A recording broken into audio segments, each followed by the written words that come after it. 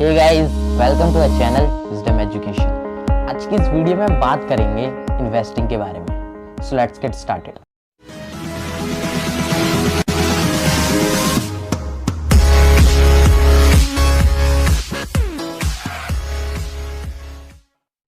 पहले हम बात करते हैं इन्वेस्टिंग होता क्या है। इन्वेस्टिंग में जैसे आप अपना टाइम या अपने पैसे किसी भी चीज़ में इन्वेस्ट करते हो, किसी भी चीज़ में सेव करते हो, उसे हम इन्वेस्टिंग कहते हैं। जैसे आप अपना टाइम किसी स्किल्स को सीखने में इन्वेस्ट करते हो तो ये इन्वेस्टिंग है और उसके बदले में आपको रिटर्न मिलता है, आपको वो स्किल आ जाती है, इसे हम इन्वेस्टिंग कह सकते हैं। और हम अपने पैसे इन्वेस्ट करते हैं म्यूचुअल फंड्स में या और ऐसे फाइनेंशियल फंड्स में, इंडेक्स फंड्स में, स्टॉक मार्केट में, उनसे हमें रिटर्न मिलता है, इसे हम इन्वेस्टिंग कह सकते हैं। पर हमें ये नहीं पता कि हमारा रिटर्न पॉजिटिव है या नेगेटिव, मतलब हमारे पैसे बढ़ेंगे या घटेंगे, इसका कुछ पता नहीं होता। तो पहले हम बात करते हैं कि स्टॉक मार्केट क्या होता है। बेसिकली कोई भी एक कंपनी है वो अपना एक आईपीओ लॉन्च करती है, मतलब कि उसे पैसों की ज़रूरत होती है, तो उसमें वो अपने कुछ हिस्सा, कंपनी का कुछ हिस्सा पब्लिक में दे देती है और उनसे उसके हिसाब से पैसे ले लेती है। इसे हम कहते हैं आईपीओ ऑफ़र करना, मतलब वो अपना आईपीओ ऑफ़र कर रही है। और वो जो ऑफ़र कर रही है उसे हम कहते हैं स्टॉक्स या shares.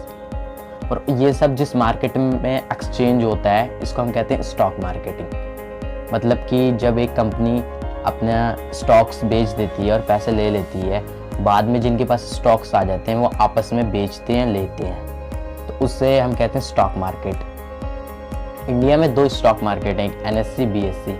NSC national stock exchange है और बीएससी बॉम्बे स्टॉक एक्सचेंज। अब हम बात करते हैं कि आपको स्टॉक मार्केट से क्या फ़ायदा हो सकता है। बेसिकली आप एक कंपनी का एनालिसिस करते हो और आपको पता चलता है कि ये कंपनी अच्छी है, इसके शेयर्स खरीदने चाहिए, और आप उन्हें सस्ते दाम पे खरीदते हो जब वो कंपनी गिरावट में हो, जब वो कंपनी लॉस में हो, और बाद में वो कंपनी अच्छा करती है और उसका जो पैसा है शेयर्स का वो बढ़ जाता है, तो आपको प्रॉफिट होता है। आप वो शेयर्स फिर उसी बढ़े हुए दाम पे बेच सकते हो। फिर कंपनी को प्रॉफिट होता है, तो अगर आप उस शेयर्स के मालिक हो तो आपको वो प्रॉफिट देती है, उसे हम कहते हैं डिविडेंड। बेसिकली हम ऐसे ही किसी भी कंपनी के स्टॉक नहीं खरीद सकते हैं, मतलब खरीद तो सकते हैं पर हमें लॉस भी हो सकता है। ये तो एक तरह की जुआ हुआ कि हम किसी का भी खरीदते हैं, देखते हैं बढ़ेगा या नहीं बढ़ेगा। इसके पीछे काफ़ी सारे एनालिसिस होते हैं, जैसे हम फंडामेंटल एनालिसिस करते हैं, टेक्निकल एनालिसिस करते हैं।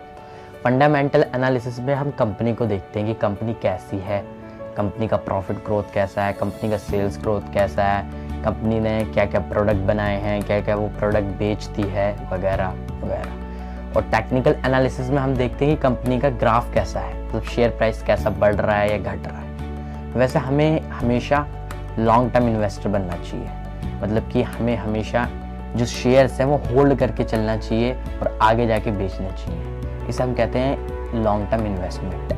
पर जो शॉर्ट टर्म इन्वेस्टमेंट होते हैं, जैसे एक दिन में अभी खरीदा बाद में बेच दिया अगले दिन, इसे हम कहते हैं ट्रेडिंग।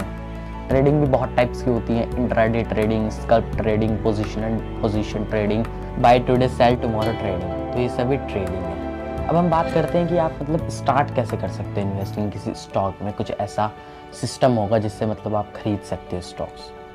मतलब पहले ज़माने में हमें स्टॉक्स खरीदने के लिए बहुत स्ट्रगल करना पड़ता था, हमें एनएससी, बीएससी जाना पड़ता था स्टॉक्स खरीदने के लिए। पर आजकल इंटरनेट के ज़माने में हम ये सब घर बैठे मोबाइल फ़ोन से कर सकते हैं। हमें एक डीमैट एंड ट्रेडिंग अकाउंट खुलवा सकते हैं। हम ये बहुत सारी कंपनीज़ में खुलवा सकते हैं, जैसे एक कंपनी है अपस्टॉक्स, ज़ेरोधा, ग्रो, इन सब में हम अपना डीमैट एंड ट्रेडिंग अकाउंट खुलवा सकते हैं। उसमें सिर्फ कुछ ही डॉक्यूमेंट्स लगते हैं, pan card, Aadhaar card and bank account. सिर्फ इन डॉक्यूमेंट्स की मदद से आप इन्वेस्टिंग स्टार्ट कर सकते हैं अपने डीमैट एंड ट्रेडिंग अकाउंट के साथ। अब हम बात करते हैं कुछ टर्म्स की जो इन्वेस्टिंग में यूज़ होती हैं। सबसे पहले हम बात करते हैं कि मार्केट कैपिटलाइजेशन क्या होता है। सबसे पहले मैं बताता हूँ कि मार्केट कैपिटलाइजेशन क्या होता है। मार्केट कैपिटलाइजेशन मतलब कि उस